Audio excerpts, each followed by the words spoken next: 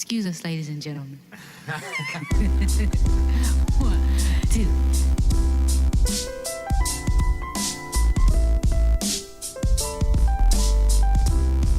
Hey everyone, and welcome to another Yogi Misfit Sessions. My name is Danni Pomplun, and I am your host.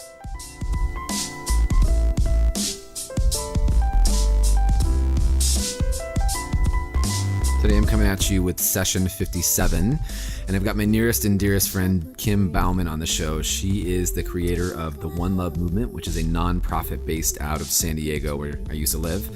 But it's all about activating yogis for support and social justice. So we help homeless youth here in San Francisco and San Diego and all over the world, actually.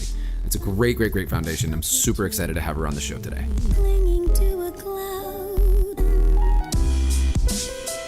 And guys, go check out our friends over at Seawall House.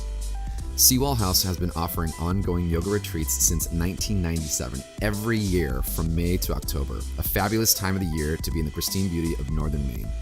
Owner Donna Davidge purchased her great-grandfather's National Historic Home where young Theodore Roosevelt was healed of asthma, learning from the deep woods and lakes of northern Maine with his guide. Davidge's great-grandfather, William Seawall. Seawall proved a mentor and became lifetime friends of the future president.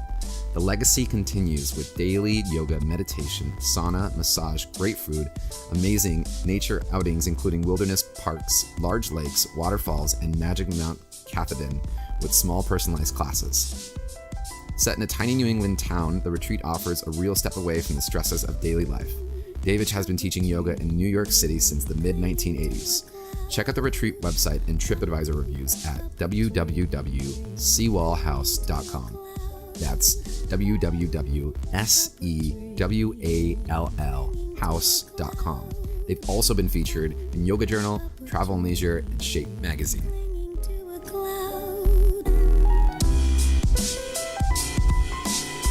Plus, I highly recommend you check out the amazing Brett Larkin's online yoga teacher training. Brett is not only one of the best yoga teachers I know, having taught at companies like Google and Pinterest, she's also an online juggernaut with people consuming over 3 million minutes of her YouTube content each month. Brett offers the most respected and interactive online yoga teacher training courses that gives a flexible way for you to become a registered yoga teacher and really change your life. The truly great thing about studying online is that it offers so much more flexibility and allows you to learn at your own pace. Plus, once you sign up, the resources are yours to keep forever. Although it's online, it's still intimate and personalized to your own needs. As you send in pictures and videos of you doing poses, and course guides send you specific feedback. What I especially love about this course is that it offers a module specifically on how to get jobs teaching yoga after you complete the program. Plus, Brett shares her secrets on how to gain an online following so you can become your own online yoga teacher. And remember, those of you that are already teachers can take the program at a discounted rate for continuing education credits with Brett. So head over to brettlarkin.com/Danny. Again, that's brettlarkin.com/Danny, which is linked in the show notes below, to download the brochure that has tons of information on the course and how you can transform your life in just a few short months. And don't forget to use the coupon code DANNY when you sign up to get $100 off the course. Yup, that's $100 off the course if you use the coupon code DANNY, DANNI. And last but not least, if you love the show, please leave a review. Please leave a review. It really helps promote the show, and it really helps get other people to get their eyes on the show because it helps us go up in the iTunes ratings. So if you love the show, please take a moment out to write a review. We greatly appreciate it. Without further ado, here is session 57. Hello, Kim Bauman. Hello, Danni Pomplun. Should we do what we were doing before we started the podcast? Hello, Kim. So Kim and I just got off a little debrief phone call from One Love San Francisco, and we talked about all the things One Love. We did. We talked about all things One Love for sure. Kim, One Love, we're doing it. We are, man. You're doing it. You're doing it. I am blessed more than ever to have you. I don't even know. I don't think you know. I'm afraid you're not going to know it. No, I totally, I mean, I know it and I feel it. I still like, well, so at the One Love event here, I was telling everyone, I was like, I remember, you know, me and Kim, who started this, like sitting at the desk being like, we need to do something big with our yoga. Like we should help people. And I was like, yeah. And that inspired me. And then I saw your first event and I was like, okay, I should probably do something. And then, you know, it kind of just grew and grew and grew. And, you know, finally, when I moved up here, I was like, I think I need to do something with my yoga. I felt like it was like a natural, because of how you were so into becoming self-aware and becoming your best person.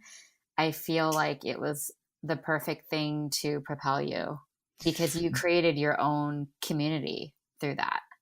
Yeah, I mean, thank you, but you're making it sound like I'm a good person. Little do I know. Little do you know. Yeah. You're a very good egg. And now you just took it and ran with it, and now you have this huge One Love community that you created. Well, listen, I like getting shit done, as do you. I mean, we're definitely get shit doners. We are. But you know, if it wasn't for, I mean, you know my story. If it wasn't for yoga, if it wasn't for you, when you were like, yeah, Danny, you should be a teacher, like, I probably wouldn't be where I'm at. I would probably still be drunk working at a bar and doing all the drugs in the world and not living like, you know, and not living like my best life, you know, when, you know, it was so funny. Like all of you guys were kind of sitting back being like, he's going to be a teacher. Watch, we're going to make him a teacher. The behind the scenes conversations that happen, huh? Oh, totally. I love it. That's awesome. How are you feeling now, like with One Love and where it's come? And, you know, like I know the story of One Love and I know your story. Like, you know, you were an orphan and you were, I mean, this work has deeply impacted your life. Like, what's like, I guess when you started doing this work, what are the biggest shifts and changes that you've seen in yourself? Ooh, that's a really good question. I don't think anyone's ever asked me that before. Boom. You heard it here first. Thank you. What are my personal the exclusive. What are the shifts I felt from starting this? Oh gosh. Okay. So one of the first things that comes to mind is I just feel like I matter. I know that, and I still struggle with it, even though I know it's not true, but it's a story, you know. But I know that pre One Love, so that would have been 8 years ago. I struggled largely. I think I had a really good 9-year stretch, even longer than that. But in terms of like my adulthood, it was a strong 9 years of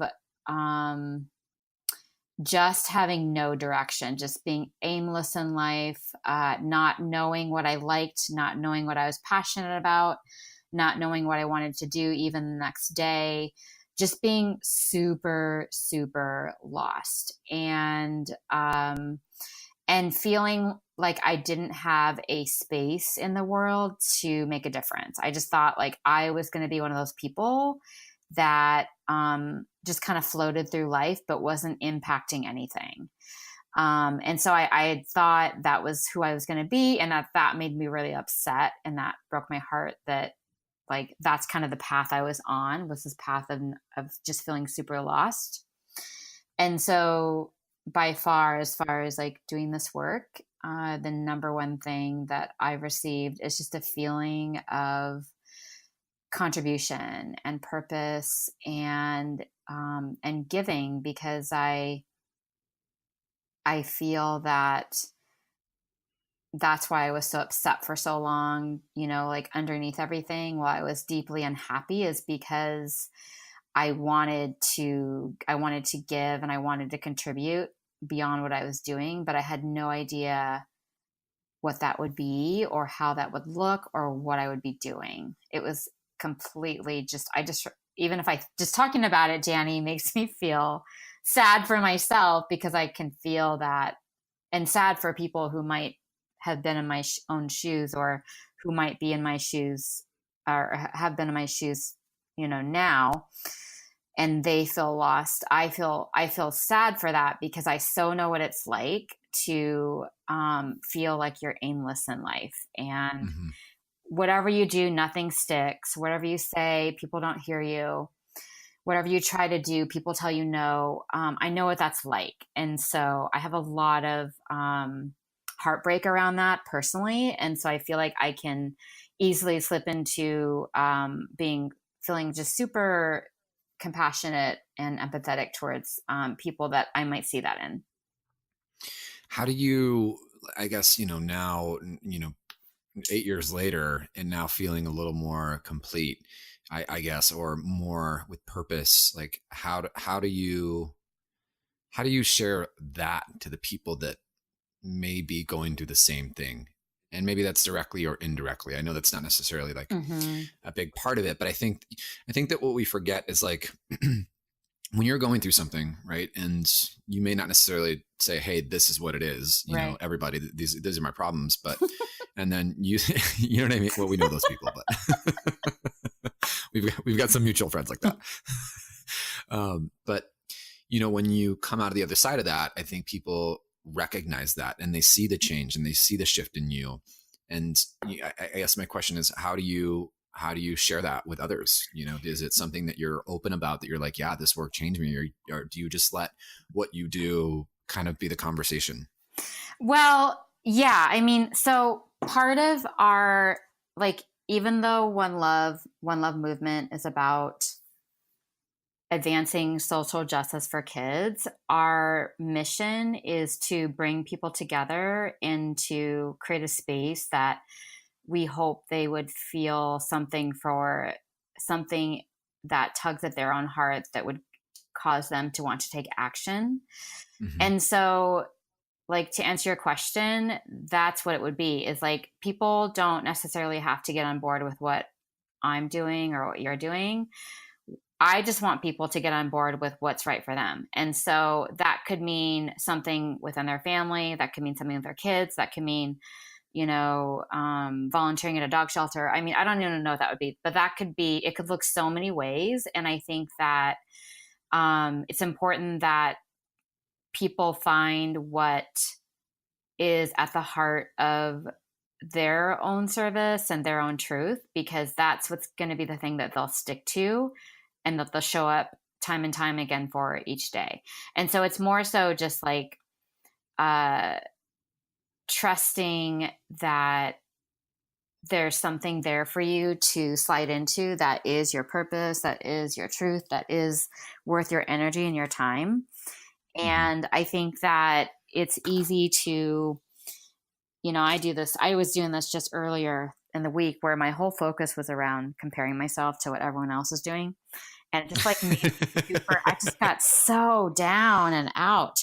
And so I think that it's like, like when you can recognize that those types of tendencies are superhuman and we all share that, then I think that it starts to lighten the load on you feeling that you have to be at a certain place in your life right now, or you have to, I'm 40 years old. I wish I should have had kids by now, or I should have done, created that product by now that I'd been so passionate about. So I think that like when you start to get more or have more space for your own humanness, then I think that the outcome of that is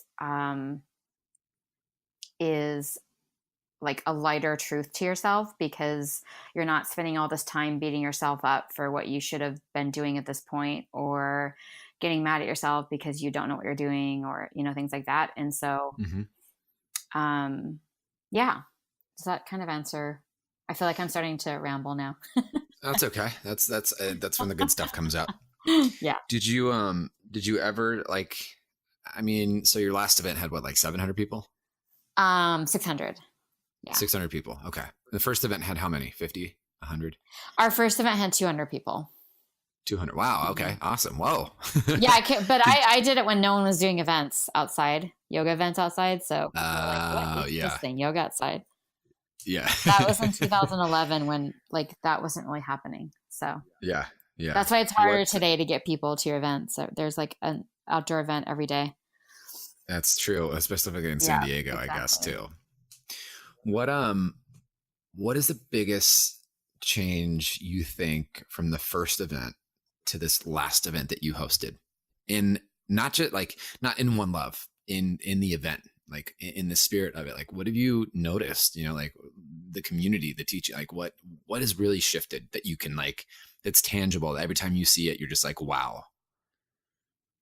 I would say the degree to which people feel uplifted. Like that's the first thing that comes to my mind. Like, I feel that there's an energy at our events where people just feel like they're a part of something that matters. And that's the purpose. Like that's the intention, is that we want people to leave feeling like they were a part of something, even if they just bought a ticket and showed up. Like if everyone thought it doesn't matter if I show up, we would have put on this awesome event and nobody would have been there. And so if everyone has that mindset, then we're all screwed. And so when you start to see that you showing up matters, then you're going to show up more in life, and it's going to become a ripple effect. If you think you don't matter, then that will become a ripple effect too, where the more you don't show up, you won't time and time again, and you'll get comfortable doing that. And then you're going to start to, you know, have that be evidence that, oh, it doesn't matter anyways if I'm there or not. Oh my God, that needs to go on a quote somewhere. It's like it's like building a case why you don't matter. Like, see, I knew if I didn't go to that, it wasn't going to matter anyways. Just like, it's like we build cases to prove ourselves right or wrong about stuff. And which is complete bullshit. I mean, in so many ways and levels, but that's brilliant. Like, I didn't even think about that. God, now my head's spinning on like the whole, like when you show up to this event, it matters that you're there. And probably if it matters that you're there, it matters that you show up in life in general. That's huge. But you don't get that. Like, if you don't get that, you won't show up. Because you don't think that other people care that you're there, and you don't care yourself that you're there. I couldn't agree with you more about like the maybe me as a teacher and maybe as a facilitator in that context for this last event here, but like how I personally was really taken back by the community. I was like, holy shit, we've got 300 people in this room and everyone is just grooving and feeling and loving and oming and chanting. And like, I was so taken back by how important it was that we were there together. Does that make sense? Like I know that it was good for me to be there and to host this event, but I was really blown away by like how important it was for us as a community to come together. Yes. That really, I mean, I don't know if you heard, I was a train wreck, by the way, when I was teaching. I was like, I totally was. I was like, inhale, right leg high. But it's because we rise by lifting others. Like, oh my God, yeah. Together, and everyone's there for the same purpose and be a part of something. Like, that's what it comes down to, is like, you were like a train wreck because you were a part of something. And not only that, but you created that for other people. And maybe you thought, I don't know what you were thinking, but maybe you thought like that many people wouldn't have showed up, or maybe you thought, and they did, you know? And so I think that no matter who you are, what you say, I think that at the heart of it, that we just all want to belong to something. And it's funny that you say like I created that for like the community, because I honestly think it was the other way around. Like when I was up there, you know, kind of seeing it, like they created, everyone being there and coming together created something beautiful for me. It created like more hope and, you know, more hope in general, and also like more fire under my butt to keep doing what I'm doing. You know, I always laugh and giggle. Like I never want to teach at my events. I always am like, I just want to like host it and like hang out and be like, cool, okay, bye. You know what I mean? Yeah, that's funny. I always like, I feel like it speaks for itself on its own. And even the teachers that come and support it, like, you know, of course it's fun to teach there. Like, don't get me wrong. Like I'm a Leo. Are you kidding? I get to sit and talk in front of a bunch of people on the stage. It's, you know, there's an ego part to it. Yeah. I would be bullshitting everybody if I said there wasn't an ego part to it. I agree. For Let's sure. keep it real. Oh yeah. But I know that at the end of it, it comes down to like the impact, you know, and like, you know, like reminding people that like when they do come together like that, when they do, you know, step outside of their own way to help other people's out, like you really are turning your compassion into action. Like you're doing something about it, showing up to a yoga, paying the $25 or $35 that you paid or whatever it was for, you know, your ticket to come in and to support other people. That's fucking huge. And people don't think it's that big, but it really is. It is. It is. Because it has an impact. You know, it has an impact on when you leave and you feel great leaving that event, you know, and you tell your friends and they're like, oh, wow, you feel great doing that event, like supporting others. Maybe I should do that, you know, or when you leave feeling whole or complete or something, you know, came up for you and that gives you more permission to connect with someone in your life or to practice forgiveness for yourself, whatever it is that comes up, like that's big. And that's worth, you know, more money than anyone can afford. I think when you have those moments in life, you know, because of something like this or whatever it is, you know, like I think that's worth, and that's worth $1 million in my opinion. And people just want to be connected to other people. Yeah. At the end of the day, we all want to feel like we belong and we all want to feel like we're a part of something. And, you know, we all want to feel like we're being witnessed, you know, in life. Yeah. And I always like sort of like for myself, I'll equate it to sometimes like pretend like if we all have a plastic bottle of water, and if we all think like if all of us thought, oh, it's just one bottle, I can put it in the trash versus the recycle bin, then think about how much plastic would go into the wastelands. And so it's like we just don't always see like we don't always see how everything adds up. And we think that in this great big world with billions of people that we could easily disappear and not show up. But that's not how it is, because you've got so many people within your bubble, within your space. And so I think too, it's just like having people understand that for themselves. Right. Right. What do you think is next for One Love? Like where in your wildest dreams are you like, okay, this is next. This is where I want to go. Oh man. That's a really big question. So I don't plan much ahead. I more just have like, I'll have like random dreams or thoughts about stuff when I'm driving or I'm in the shower. Like, so I don't have like a 5-year goal or a 10-year goal or even a 1-year goal, but I think like what I want is to be a brand that is impacting people all over, not just San Diego, not just San Francisco, but people all over to be a part of something that matters. And then having those people go into their direct communities, their families, their workspaces, and to show up differently for those people. And so, however we can get there to do that is what I want to keep capitalizing on. And, you know, I have like my own personal goals, but as far as the big vision of One Love, that's what I want, is it for it to be everywhere. Yeah, I mean, totally. And also world peace. What'd you say? I said, and also world peace. Exactly. Oh man, What was the hardest part about One Love, about like creating it? Oh gosh, it's all hard. It's all so much work. It's hard.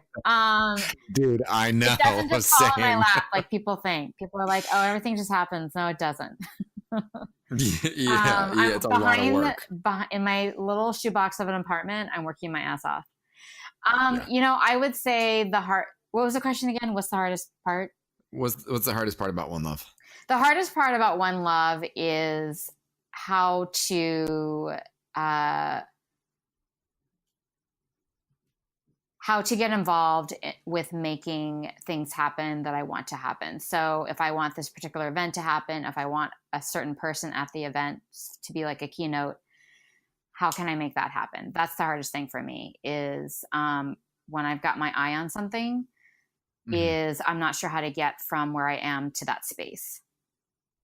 So getting from A to B, it's like overwhelms me. And the hows for sure. How do I get there? What do I do next? And because sometimes I've had to train myself to, because I'm such a visionary, I've had to train myself to not look at the full big picture quite as often, because the big picture is what overwhelms me. And then I get stopped in fear because I feel like it's never going to happen because I don't know how to get there. It's too big. And so I have to train my mind to step back each day and to just look at, okay, what can I do today? Okay, I can Google this, and then I can email this person, I can email that person and that person. And that puts me in the direction of where I want to go, even though I have no idea if it's going to hit or if it's going to land. But at least it feels in the moment like that's a good step towards what I want. So that definitely the hows are, like right now I'm stopped by a million how to get theirs. And so it makes me not, it makes it a lot harder for me to take action. I think it's nice to remember though, Kim, when you get stuck, you got people that are on your side. You know, we're all here backing you up when you get there. Yeah, for sure. I agree. Our community, right? Yeah, dude. I mean, yeah. We're not alone. We're not in it by ourselves. Sometimes sometimes we forget that, and it's easy to forget that, like especially when you're feeling like that lone or that stuck, that area of being stuck, like it's hard to write an email or send a text, or like the phone feels like it's £1,000,000. Yeah, for sure. But again, it wouldn't happen unless we all came, the things that you've created wouldn't happen unless, your community came and backed you up, which they have clearly done 8 years in a row. Yeah, that is for sure. Thank you for saying that. Kim, well, I mean, I adore you, but you know that already. I adore you. I think I adore you more. I think I adore you a little more. It's a competition. I win. Who adores you most? I just want to say, thank you for inspiring me personally to, better myself as a human, for giving me a platform and a space to take my yoga to actually, help other people. I know that you don't see it that way sometimes, or maybe you haven't recognized it fully, or maybe I think that anyway, but like you really have inspired me to do so much more than just be a yoga teacher. Aww. Yeah, it's really cool. Thank actually, you, Danny. Yeah, I appreciate it. And thank you for continuing to host your events. And, God knows how much money we've raised so far with One Love. It's just so cool that we're doing something good for ourselves and good for other people. Yeah. Isn't it just feel the best? It's like, I feel like sometimes selfish. I'm like, I'm really doing this for myself because I need to feel good about because that's what makes me feel good. Yeah. But then again, we're all doing it, like it's funny because we're all in that. Like I'm doing this because I want to feel good. Right. It's like, this is what feeds my heart. So I'm going to do it for myself, but then it's actually going to help other people, which is nice. Yeah. Well, it has been a great journey with One Love with you, and I'm so excited to see what we're going to cook up and what's going to happen in San Francisco and what other big cities we end up taking this to. But yeah, I'm just so thankful to have you as a friend, and obviously to have you on the show today. It's been such a gift. Thanks, Danny. I'm so honored. I love you to pieces. Thanks, Kim. Let's just keep doing that. I love you. No, I love you. I often people on the show are like people that I know or like get to know, and so I feel like it's always like just like, no, you're great. Right. No, you're great. My friend Lizzie, she calls it a gratitude battle. Oh, that's awesome. Like we're going to get into a battle about who's more grateful for the other person. It's like, here we go again, another gratitude battle. Yeah, so that's funny. It's so true though. It's a great way to put it. Huh? Until the next Yogi Misfit session, this is Danny and Kim Bauman, both from One Love, saying peace out.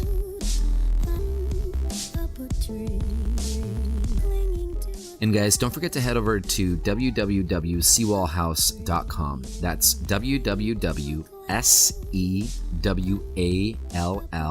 DanniHouse.com to check out Donna Davidge's beautiful yoga retreat in northern Maine and all the great stuff they've got going on, like daily yoga, meditation, sauna, massages, great food, and all the amazing nature that surrounds it. So go check it out. You won't be disappointed.